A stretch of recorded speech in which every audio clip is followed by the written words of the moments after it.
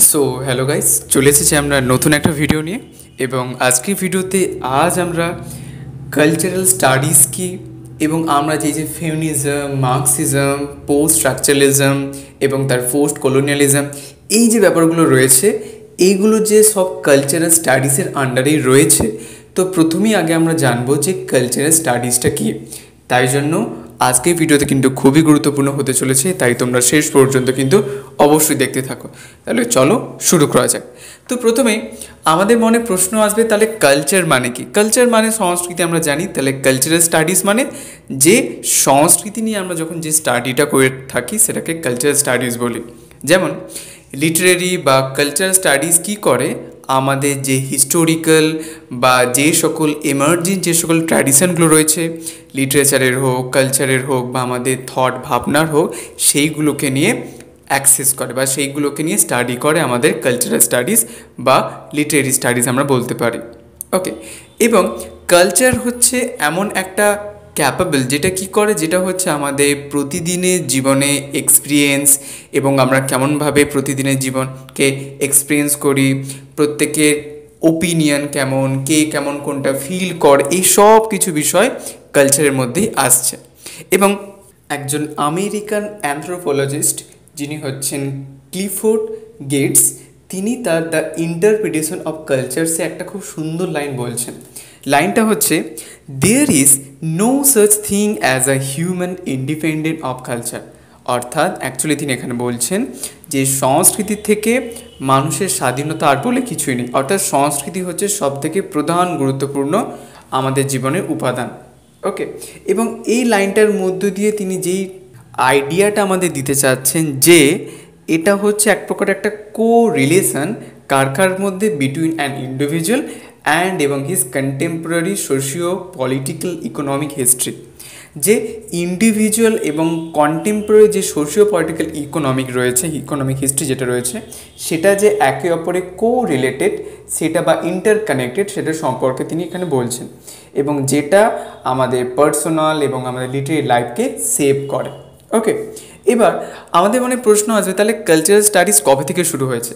তো দেখতে গেলে তেমনভাবে কোনো ডেট বা পিরিয়ডকে আমরা পয়েন্ট আউট করতে পারবো না, কিন্তু আমরা ম্যাথিউ আর্নল্ডসের কালচার অ্যান্ড সিভিলাইজেশন, যেটা 1860s অ্যাকচুয়ালি পাবলিশ করা হয়, সেখান থেকে আমরা কিন্তু এই কালচারাল স্টাডিজের একটা যে ওয়েব বা যাত্রাপথ, সেটা কিন্তু শুরু হতে আমরা বলতে পারি।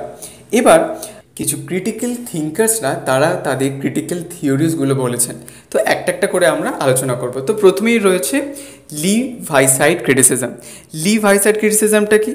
যেটা হচ্ছে এভার লিভিস, যিনি হচ্ছে একজন লিটারেরি ক্রিটিক, তিনি মনে করছেন যে একটি লিটারেরি ক্রিটিকের ডিউটি হচ্ছে কি, একজন অথারে যে সকল ওয়ার্কসগুলো রয়েছে সেগুলোকে এমনভাবে সাজাতে হবে এবং সেই সাজানোর মধ্য দিয়ে সোসাইটির যে মরাল পজিশন, যে সোসাইটি কতটা মরাল না কতটা কারাপ্টেড, এই সকল জিনিসগুলোকে যখন বেশ সিরিয়ালিভাবে যখন সাজানো হচ্ছে, তখন সেটাকে আমরা বলি লিভ-হাইসাইড ক্রিটিসিজম।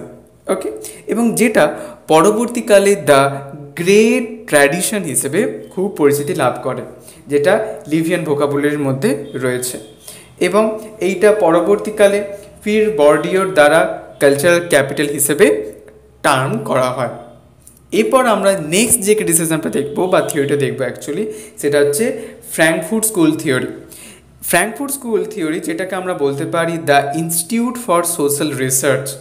এবং এই থিওরির মধ্যে যে সকল থিওরিস্টরা রয়েছেন, কিছু গ্রুপ অফ পিপল রয়েছেন, যার মধ্যে সায়েন্টিস্ট রয়েছেন, ফিলোসফার রয়েছেন, এবং তারা অ্যাকচুয়ালি ফ্র্যাঙ্কফুর্টে, জার্মানি ফ্র্যাঙ্কফুর্টে তারা অ্যাকচুয়ালি সেখানে থাকেন, এবং যারা এই ক্রিটিক্যাল থিওরিটাকে পরবর্তীকালে ডেভেলপ করেন। এবং এই ক্রিটিক্যাল থিওরির মধ্য দিয়ে তারা যেটা দেখেন যে সোসাইটি এবং এই যে থিওরি, এই থিওরি এবং সোসাইটির মধ্যে মার্কসিজম যে ফ্রেমওয়ার্ক, সেটা কতটা পরিমাণে ফোকাস করা হচ্ছে, বা ক্যাপিটালিজম বা কালচার ইন্ডাস্ট্রি কেমনভাবে সেখানে ডিপিক্ট করা হচ্ছে, সেইগুলো আমরা এই ফ্র্যাঙ্কফুর্ট থিওরির মধ্য দিয়ে বুঝতে পারি বা অ্যানালাইজ করতে পারি। অ্যাকচুয়ালি এখানে মার্কসিজম ফ্রেমওয়ার্ককে এখানে পোর্ট্রে করা হয়। ওকে, তারপর আমাদের নেক্সট যে পয়েন্ট সেটা হচ্ছে মাস কমিউনিকেশন থিওরি। এটা খুব সোজা একটা থিওরি। মাস কমিউনিকেশন থিওরি হচ্ছে যেখানে আমরা যে চারিদিকে বিভিন্ন মাস মিডিয়া রয়েছে, অর্থাৎ মাস কমিউনিকেশন থিওরি হচ্ছে যে কিভাবে মিডিয়া আমাদের সোসাইটিকে, আমাদের হিউম্যান বিহেভিয়ারকে কেমনভাবে ইনফ্লুয়েন্স করে, সেটা আমরা মাস কমিউনিকেশন থিওরির মধ্য দিয়ে বুঝতে পারি। ঠিক আছে, এরপর আমরা নেক্সট যেটা দেখব সেটা হচ্ছে major thinkers of cultural studies. যে এই কালচার স্টাডিজের মেজর থিঙ্কার্সরা কারা এবং তাদের কিছু মেজর ওয়ার্ক সম্পর্কে আমরা দেখব। যেমন রিচার্ড হগার্ড, যিনি হচ্ছে একজন ব্রিটিশ একাডেমিক এবং ইংলিশ লিটারেচারে, কালচারাল স্টাডিজ এবং সোসিওলজির, এবং তার মেজর ওয়ার্কসের মধ্যে রয়েছে অর্ডেন 1951 এবং 1957 হচ্ছে দ্য ইউজেস অফ লিটারেসি, এবং 1995 রয়েছে দ্য ওয়ে উই লিভ নাও। ওকে, এবং তারপর আমাদের রয়েছে রেমন্ড উইলিয়ামস, যিনি হচ্ছে একজন ওয়েলস মার্কসিস্ট থিওরিস্ট, নোভেলিস্ট এবং একজন ক্রিটিক, এবং যিনি টি.এস. এলিয়টের যে নোটসগুলো রয়েছে দ্য ডেফিনেশন অফ কালচারে, সেখানে দ্বারা তিনি কিন্তু ব্যাপকভাবে প্রভাবিত হন 1948-এ। এবং তারপর থেকেই রেমন্ড উইলিয়ামস তিনি তার কালচারাল যে কনসেপ্ট বা দ্য কনসেপ্ট অফ কালচার, সেটার প্রতি আরও বেশি মনোনিবেশ করে থাকেন। এবং তার প্রথম যে ড্রাফটটা তিনি লেখেন দ্য আইডিয়া অফ কালচার, যেটা পরবর্তীকালে একটা সাকসেসফুল বুক হিসেবে পাবলিশড হয় এবং যেটা টাইটেল দেওয়া হয় কালচার অ্যান্ড সোসাইটি, এবং যেটা 1958-এ পাবলিশ করা হয়। এবং তার মেজর ওয়ার্কসের মধ্যে যেমন রয়েছে the long revolution 1961, the country and the city 1973, Marxism and literature 1977।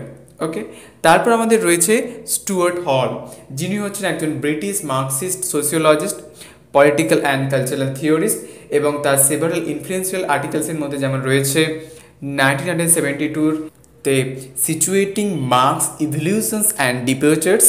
তারপর আমাদের রয়েছে 1973-র encoding and decoding in the television discourse.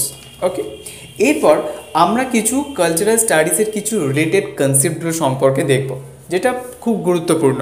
যেমন প্রথমে আমার রয়েছে হেগেমনি। হেগেমনি কি? হেগেমনি হচ্ছে যেটা অ্যাকচুয়ালি যে ল্যাটিন ওয়ার্ড হেগেমোনিয়া থেকে এসেছে। হেগেমনি কথার অর্থ হচ্ছে, যার মানে হচ্ছে আধিপত্য বা অথরিটি, রুল বা ডমিনেন্স, এই যে ব্যাপারটা। ঠিক আছে, যে কোনো একটা ইকোনমিক স্টেট যখন অন্য কোনো একটি স্টেটের ওপর যখন আধিপত্য স্থাপন করে, তখন সেটাকে আমরা হেগেমনি বলতে পারি। তারপরে পাওয়ার। পাওয়ার মানে জানো যে যার কাছে অথরিটেটিভ পাওয়ার থাকবে সে গোটা সোসাইটিকে রুল করবে, এটা হচ্ছে পাওয়ার।